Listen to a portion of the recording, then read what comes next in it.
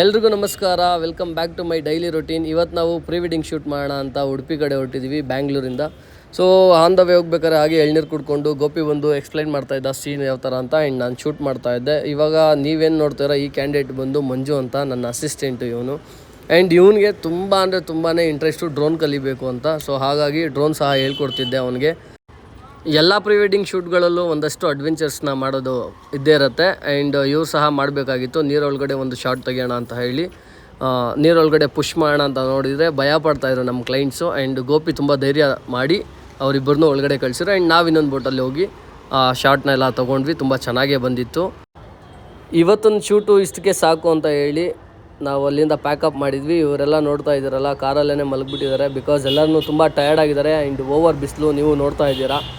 So ಇವತ್ತಿನ ಕತೆ ಇಲ್ಲಿಗೆ ಬಂದಿದೆ. ಮತ್ತೆ ನಾಳೆ ಏನಾಗುತ್ತೆ ಅದನ್ನು ಅಪ್ಲೋಡ್ ಮಾಡ್ತೀನಿ. ವೆಯ್ಟ್ ಮಾಡ್ತಾಯಿರಿ.